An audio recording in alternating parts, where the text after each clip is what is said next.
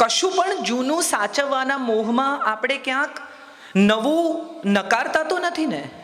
એની તપાસ કરવી બહુ જરૂરી હોય છે સમય સમયાંતરે. ઘણું બધું સરસ આપણી જિંદગીમાં આવતું હોય એને આપણે ઘણીવાર કોઈ કારણ વગર નકારી દે કે ના બધું જૂનું સારું છે. એન્ટિક દાગીના કે એન્ટિક ફર્નિચર સુધી બરાબર છે, પણ એન્ટિક માણસો ન હોય. માણસે તો નવા જ થવું પડે. કેવા આપણે બધા ફેશિયલ કરાવીને મોઢા માંજીએ છીએ.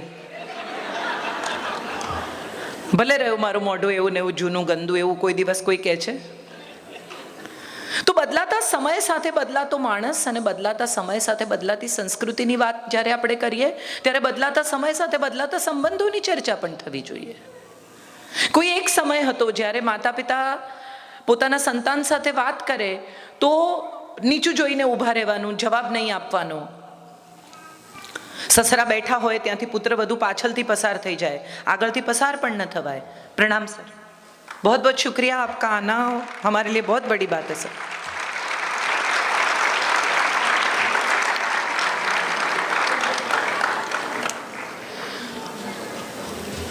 એ પુત્રવધુ પાછળથી પસાર થઈ જાય અને સસરા ડ્રોઈંગ રૂમમાં બેઠા હોય, એ સમય પણ બહુ ઇન્ટરેસ્ટિંગ સમય હતો. એનું કારણ એ હતું કે ત્યારે બધા જોડે રહેતા હતા. એક મર્યાદા, એક ડિસન્સી. સસરા અમુક પરિસ્થિતિમાં હોય, ઝાંઝર. આ લોકો કહે છે, હમણાં તો વચ્ચે એક દિવસ કોઈ મારા પર મેસેજ આવેલો, એમાં લખેલું કે સ્ત્રીને એમ કે દાગીના પહેરાવીને ગુલામ બનાવી દીધી. ત્યારે મને એક જોક યાદ આવ્યો કે એક માણસ એક મકાનમાંથી બહાર નીકળ્યો અને મોટે મોટેથી હસે. તો બીજા માણસે એને પૂછ્યું કે અરે ભાઈ કેમ આટલું બધું હસે છે? તો કે અંદર મેં એક બેનને પૂરી દીધા છે. તો કે એમાં શું હસવાનું? એમાં કે હસવા જેવું છે નહીં. તો કે એ બેનને મેં 50 સાડીઓ, 50 મેચિંગ બ્લાઉઝ અને 50 ચણિયા બધું મેચિંગ આપ્યું છે. તો કે એમાં શું હસવાનું? તો કે મેં 50 સેટ પણ આપ્યા છે. તો કે મેં એક આખો મેકનો મેકઅપનો સેટ પણ આપ્યો છે અને પૂરી દીધા છે. તો કે પણ આ બધામાં હસવાનું શું? તો કે અંદર એક પણ અરીસો નથી. જોશે ક્યાં? શ્રૃંગાર એ સ્ત્રીનો શોખ રહ્યો છે. લાજ કે ઘૂંઘટ એ પુરુષે નહીં શોધ્યો એવો મને વિશ્વાસ છે. આ મજા કે આ ચહેરાની પાછળ શું હશે એ રહસ્ય સ્ત્રીને માટે મજાની વાત છે. પોતાનો ચહેરો ઢાંકી રાખવો જેથી એક રહસ્ય બની રહે પોતાની આસપાસ. એ ચહેરો ખુલે ત્યારે એ ચહેરામાં શું છે એ જોવા માટે પતિ, પ્રેમી, પુરુષ ગાંગો વાંગો થાય. એ સ્ત્રીની મજા છે. એમાં ક્યાં એને પૂરી દીધીને, ક્યાં એને લાજ કઢાવીને, ક્યાં એના પર અત્યાચાર કરી નાખ્યો. અને આ દાગીના જ્યારે પણ પહેરાતા હતા ત્યારે તમે વિચાર કરો કે એમાં કેટલો બધો શ્રૃંગાર છે, કેટલો રોમેન્સ છે. અંદર પત્ની રોટલી વણતી હોય અને એની બંગડીનો અવાજ આવતો હોય અને બહાર બેસીને જમતો પતિ હોય, એની ભૂખ ઉગડી જાય. એ રણકાર કેટલી અદ્ભુત વસ્તુ છે. ઝાંઝર પહેરીને એક સ્ત્રી આમથી આમ પસાર થતી હોય તો એક મજાની વાત એ છે કે ઝાંઝર પહેરીને નીકળી ત્યાંથી, એ સાસુના ઝાંઝર છે, વહુના ઝાંઝર છે કે દીકરીના ઝાંઝર છે, માત્ર અવાજથી ખબર પડે. આ રોમેન્સ છે, આ મજા છે, આ શ્રૃંગારનો રસ છે. હવે આપણને એમ થઈ ગયું કે આ તો બધા દાગીના ગુલામી છે ને વુમન એમ્પાવરમેન્ટ છે ને બધું બદલી નાખો. બધું બદલવાથી ભીતર નહીં બદલાય એવું આપણે હંમેશા યાદ રાખવું જોઈએ. પેન્ટ પહેરી લેવાથી સ્ત્રીના ઇમોશન્સ નહીં બદલાય. હમણાં એક બહુ સુંદર ફિલ્મ આવેલી, દિલ વાલે દુલ્હનિયા લે જાએંગે. એમાં શાહરુખ ખાન એના પિતાને કહે છે કે અબ તો જમાના બદલ ગયા હૈ પોપ્સી. ત્યારે એને જવાબ આપે છે अनुपम खेर कि मोहब्बत का नाम आज भी मोहब्बत है, दिल आज भी धड़कते हैं और दिल टूटने पर इतना ही दर्द होता है जितना पहले हुआ करता था. એવું બને કે આપણી પાસે મુકેશ ને જગજીત સિંઘ હતા એટલે આપણે જરા વધારે એક્સપ્રેસિવ થઈને રડી શકતા હતા. આ છોકરાઓ પાસે એવું કંઈ છે નહીં. એ શું સાંભળીને રડે? આપણે આમ મુકેશના ગીતો વાગતા હોય તો તરત ખબર પડી જાય કે આનું દિલ તૂટ્યું લાગે છે. આ છોકરાઓ ખબર નથી પડતી આપણને. એવું થાય છે, એ હું સ્વીકારું છું, પણ બાકી આમ તમને ખ્યાલ જ આવી જાય કે આમને કંઈ થયું લાગે છે. આજે જ અમે લોકો લંચ પર ગયા ત્યારે હું કહેતી હતી કે 1-2 મિનિમમ હાર્ટબ્રેક થવા જોઈએ. તમને સમજાય માણસની વેલ્યુ. કોક તમને રિજેક્ટ કરે, કોઈ તમને છોડી જાય, તમને પણ સમજાય કે તમે વિશ્વમાં શ્રેષ્ઠ નથી. અને આ છોકરાઓ આજના મને બહુ ગમે છે એટલા માટે કે બહુ હળવાશથી લે છે બ્રેકઅપ નામના શબ્દને. અમારી પાસે નહોતો આવો શબ્દ. શું થયું તો કે બ્રેકઅપ થઈ ગયું એમ. જે સ્વાભાવિકતાથી એ લોકો સંબંધના તૂટવાને સ્વીકારે છે ને એ એમને હેલ્ધી રાખે છે. આપણે છાતીમાં ખંજર ઘુસાડીને આખી જિંદગી જીવી જઈએ, ફલાણાને તો હું માફ જ નહીં કરું, ઢીકણાને તો હું સીધા કરી નાખીશ, આને તો હું પાઠ ભણાવી દઈશ. તમને ખબર છે ગુજરાતી સ્ત્રી વિશ્વમાં જ્યાં વસતી હોય ત્યાં નવરાત્રિ આવે ને એટલે માળિયા સાફ કરે. અમેરિકામાં પણ કરે, ઇંગ્લેન્ડમાં પણ કરે, ક્યાંય પણ લોફ્ટ સાફ કરે. એમ કે દિવાળી આવી પછી બધું નીચે ઉતારે, એવું નક્કી કરે કે આ પ્રતિજ્ઞા કરે કે આ વખતે તો હું બધું નકામું કાઢી જ નાખવાની છું. અને પછી ધીરે ધીરે આ તો કામનું છે, આ તો કોઈ આવે તો જોઈશે, આ તો મારા પિયરથી આપેલું, આ તો મારા મામાને ત્યાંથી આવ્યું હતું. ધીરે ધીરે બધું જેમ હતું એમ સાફ થઈને પાછું ઉપર ચડી જાય.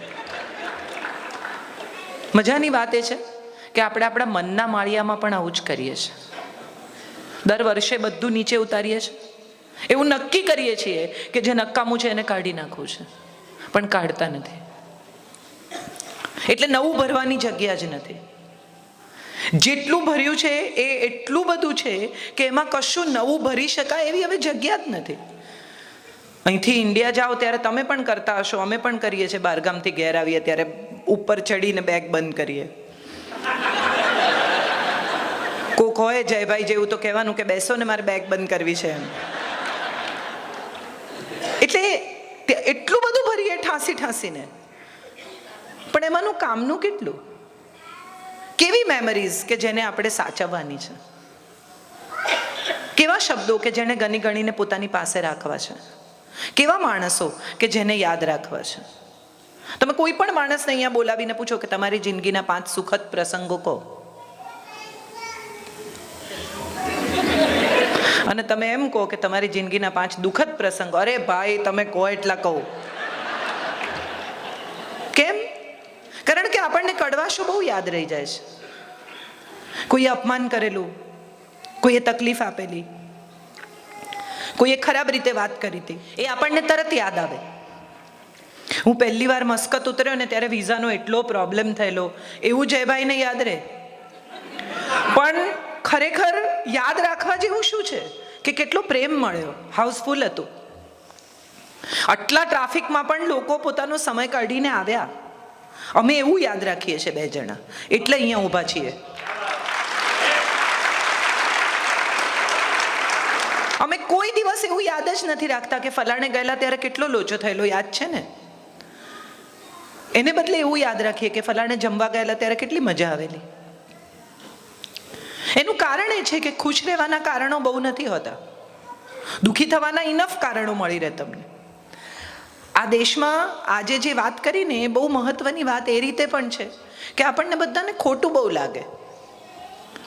આપણે કોઈનું પણ યાદ, દાખલા તરીકે કોઈ ઓડિયન્સમાં બેઠું હોય, મહત્વની વ્યક્તિ હોય, એની નોંધ ન લીધી, તરત એને ખોટું લાગી જાય કે મારું તો બોલ્યા જ નહીં.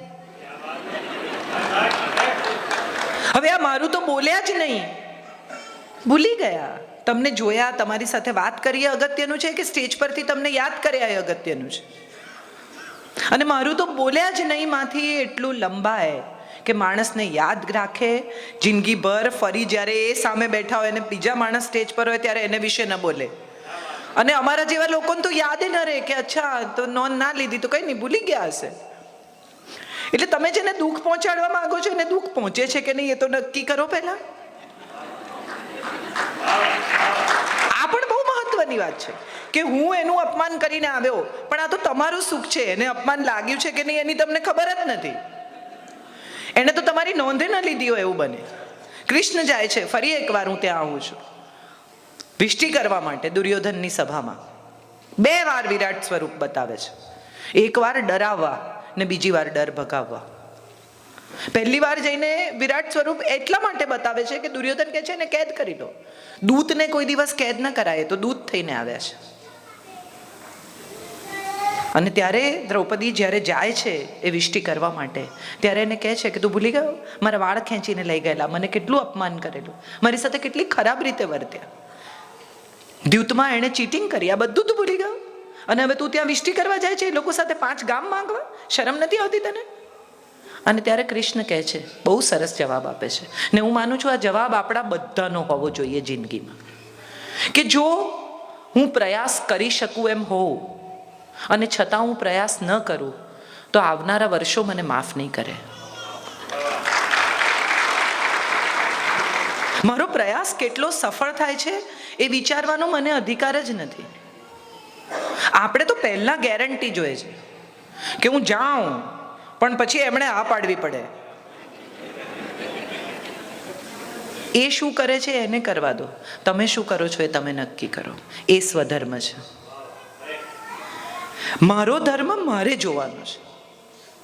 જેસલ તોરલ, આપણે તો અહીંયા કેટલા બધા કચ્છીઓ છે, અને જેસલ તોરલની વાત કરીએ તો બહુ સરસ લાઈન જેસલ તોરલના ભજનમાં આવે છે, પાપ તારું પ્રકાશ જાડેજા, ધર્મ તારો સંભાળ. તું તારો ધર્મ સંભાળીશ તો હું તારી બેડલીને બુડવા નહીં દઉં, એ હું તને વચન આપું છું. આ કથા છે. આપણી પાસે તો કેવી કેવી વાર્તાઓ છે ને કેવી કેવી સ્ત્રીઓની કથાઓ છે. વિમેન એમ્પાવરમેન્ટ તો હવે પશ્ચિમનો નવો વિચાર છે. આપણે ત્યાં તો અનસુયા હતી, 3 દેવો જાય છે એના સતીત્વની પરીક્ષા કરવા, અને અનસુયાને કહે છે કે અમે તો જમીએ તારે ત્યાં, પણ અમને તો એવી ટેવ છે કે અમે તો સાધુઓ તરીકે નગ્ન થઈને જમીએ છીએ. હવે જો હા પાડે તો એનો સ્ત્રી ધર્મ લાજે, અને ના પાડે તો એનો અતિથિ ધર્મ, એનો ગૃહિણી ધર્મ લાજે. અનસુયા અંજલિમાં પાણી લે છે, આંખ મીચે છે, અને દેવો પર છાંટે છે, અને 2 વર્ષના છોકરાઓ બનાવી દે છે. હવે કપડાં પહેરે તો એ શું ને ન પહેરે તો એ શું. આ સતી છે. લક્ષ્મીબાઈ છે આપણે ત્યાં. એક પુરાણ છે, એક ઇતિહાસ છે, પોતાનું બાળક પાછળ બાંધીને માં યુદ્ધમાં ઉતરે છે. આવી માં છે આપણે ત્યાં. કયા એમ્પાવરમેન્ટના યુદ્ધમાં પડ્યા છીએ કે આપણે પુરુષના સમોવડા થવું છે? મને ઘણીવાર આ સવાલ ઉઠે છે કે પુરુષ સમોવડી એટલે શું? આપણને સ્ત્રી જેવો પુરુષ ગમે છે? હા કે ના? અમે તો વાત કરવા આવ્યા છીએ, ભાષણ કરવા નહીં. ગમે છે? તો પુરુષ જેવી સ્ત્રી ગમશે? તો શું કરવા નીકળ્યા છીએ? કયા સમોવડિયાપણાના ચક્કરમાં આપણે પડ્યા છીએ? સ્ત્રીની સુંદરતા જ એની રુજુતા છે, એની મમતા છે. રજનીશજીએ એના એક લેક્ચરમાં બહુ સરસ કહ્યું હતું. તમામ પુરુષોની માફી માંગીને કહું છું, મારા શબ્દો નથી, રજનીશજીના છે, કે મમતા, દયા, કરુણા, માયા, આ બધા, ક્ષમા, જેટલા શબ્દો તમે લઈ આવો એ બધા સ્ત્રીવાચક છે. અને અહંકાર, ગુસ્સો, તિરસ્કાર કેવો પુરુષવાચક છે.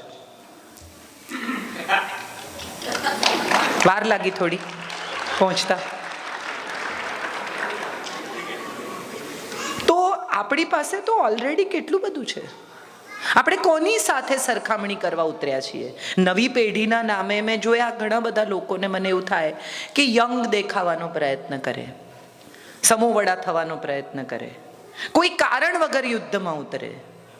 હું કમાઉં છું, તું પણ કમાય છે, અડધું કામ તું કર, અડધું કામ હું કરું. આ સમોવડા થવાની મજા જ નથી. સમોવડા થવું એટલે શું, એનો એક હું તમને બહુ સરસ દાખલો આપું. અમદાવાદમાં અમારે ત્યાં એક રીટાબેન કરીને જૈન બેન છે. એમના પતિને શેર બજારમાં ખૂબ મોટું નુકસાન થયું. ઘર વેચી કાઢ્યું, ગાડી વેચી કાઢી, જેટલા દાગીના હતા એટલા બધા વેચીને ચૂકવી દીધા, અને છતાંય દેવું બાકી રહ્યું. એ રીટાબેન અમારી પાસે રહે, બાજુમાં. એટલે જ્યારે મારા ઘરે આવે ત્યારે આવીને કોઈક વાર મેથી સમારી આપે, કોઈક વાર આંબા હળદર હળદર કરી આપે, કોઈક વાર બીજું કંઈ શાક હોય ઝીણું સમારવાનું તો મને સમારી આપે. એ બીજું શું કરે મારી સાથે, એટલે એમને આવું કંઈ કરે તો એ બેસી શકે એમ કરીને. એટલે કંઈ વાત નીકળી, એમાંથી મેં કીધું આ જ તમારી આવડત છે, તમે આ જ કરો.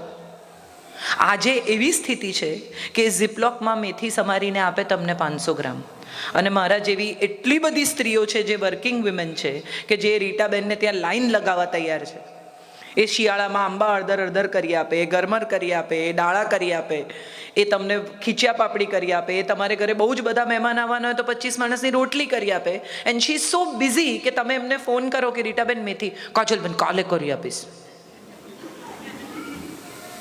આ સ્ત્રીએ એના પતિનું દેવું ચૂકવ્યું, આ સ્ત્રીએ એના બાળકોની ફી ભરી, અને આ સ્ત્રીએ એક નવું મકાન ખરીદ્યું જ્યાં એનો પરિવાર સુખેથી રહે છે. હું આને સમોવડી કહું છું. હું આને સમોવડી કહું છું.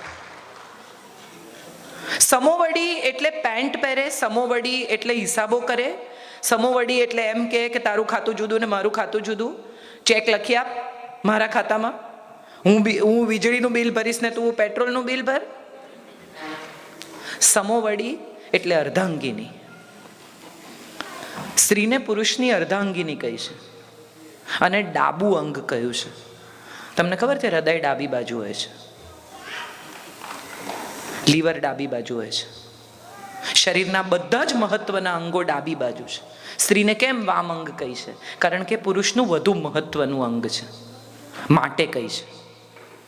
જીવમાંથી જીવ છૂટો પાડવાની તાકાત જેને ઈશ્વરે આપી એને કોના સમોવડા થવું છે? એને કોઈના જેવા થવાની જરૂરત જ નથી, એના જેવું કોઈ નથી. જેને મેં જન્મ આપ્યો એના જેવી હું કેવી રીતે થઈ શકું? આ ખ્યાલ મનમાંથી કાઢી નાખવાનો છે કે અમારા પર અત્યાચાર થયો છે, અમે દુઃખી થયા છીએ. મને આજે જ જમણા જયભાઈએ મારી ઓળખાણમાં કહ્યું કે કાજલબેન પુરુષ વિરોધી નથી બોલતા, હું તો પુરુષના પક્ષમાં બોલું છું. ઘણીવાર સવારે 9 વાગે બૂટ પહેરીને રાત્રે 9 વાગે ઉતારી જુઓ તો સમજાય કે મગજ કેટલું ફરી જાય છે.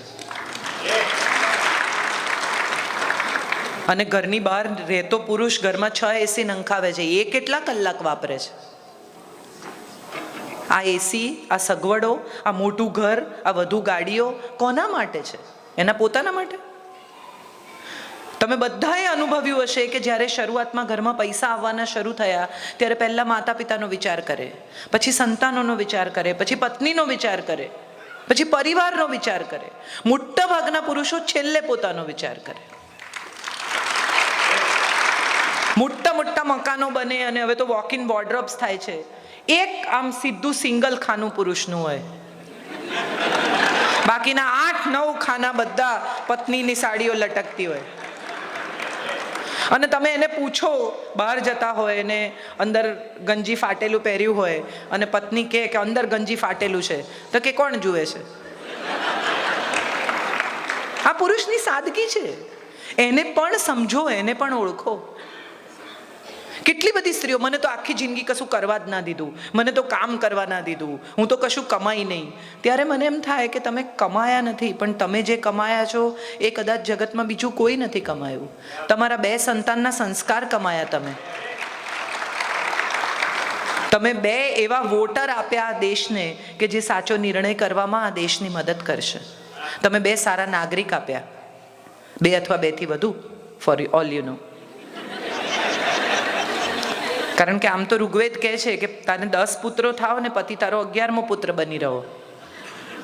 એટલે એને પણ ધીરે ધીરે તો મોટો તો કરવો જ પડે છે.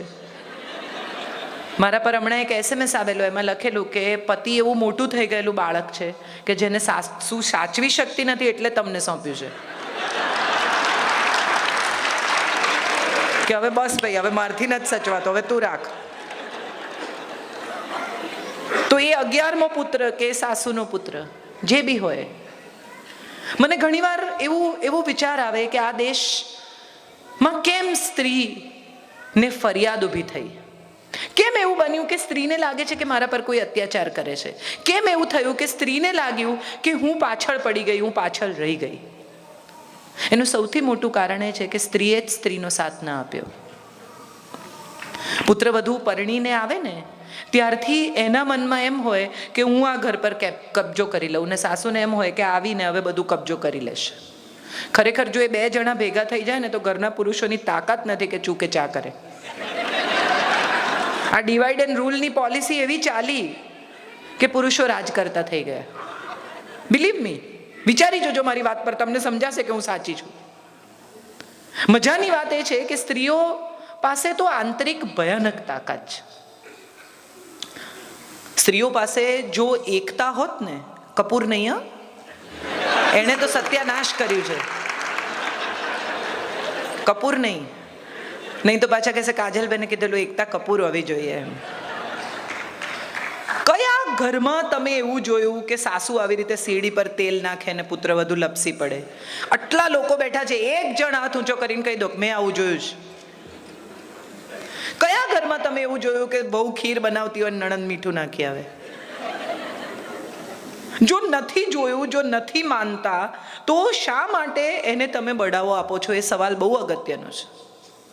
અત્યારે શું સૌથી વધારે જોવાય છે ખબર તમને? સૌથી વધારે ટીઆરપી શેની છે